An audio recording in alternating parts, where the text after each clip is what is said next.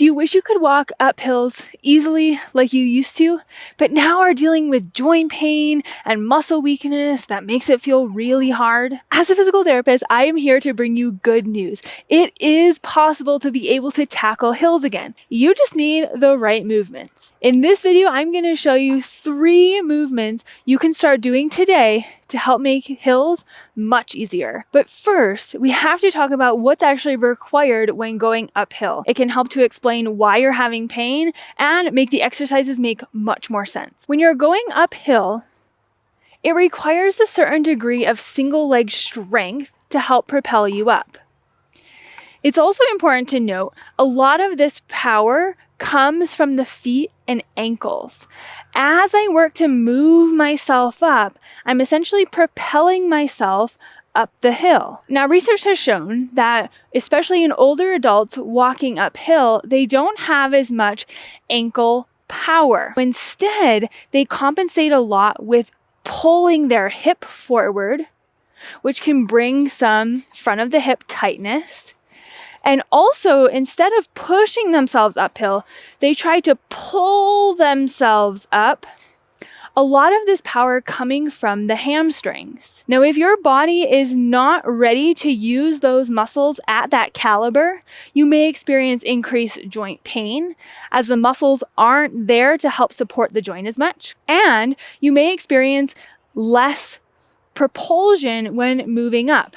So you may find yourself having to go very slowly or taking very small steps. So now we're going to talk about 3 exercises, one that helps the ankle, one that helps the hips, and one that helps the hamstrings in order to make walking uphill easier. First, we want to focus on the ankle, restoring some of that ankle power to help propel you up the hill. One of my favorite ways to do this is using a calf raise, but adding a little bit of a variation to it. A typical calf raise looks like this, where you're just lifting your heels up, pressing your toes into the floor. If you can easily do 20 of those, the next step is to move into a single leg calf raise, where you're essentially raising your heel with almost your entire body weight through this foot. The goal here is 10 to 15 repetitions each side. This exercise is more directly transferable to walking uphill.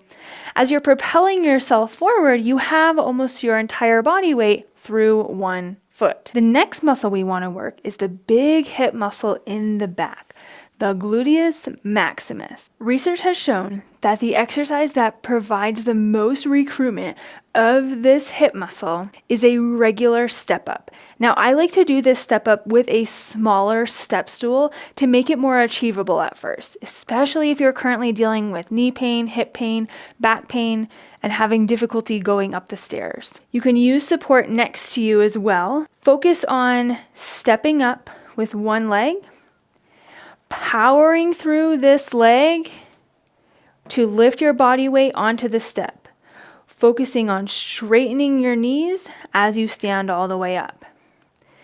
Then you'll come down and repeat the step up on the same leg, powering yourself up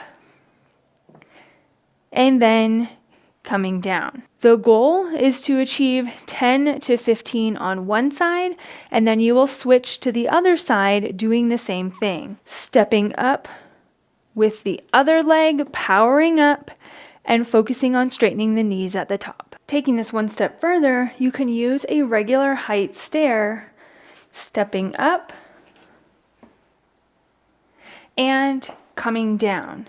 One caveat, if you do find yourself having to death grip the railing or really use your upper body to pull yourself up, I'd recommend trying a smaller step stool instead of trying to power through here. For this last exercise, I want to focus on the hamstrings. Remember, we talked about a lot of times the hamstrings are the primary driver to help pull you up the hill. So we want to make sure that those are strong. I often find that a lot of people have difficulty activating the hamstrings, the muscles in the back of your thigh here. One of the best ways I've found to really find those hamstrings and activate them is using an elevated surface like a chair. Now, if you cannot get on the floor, that is okay. I'm going to show you this variation, and I will also show you another modification you can make.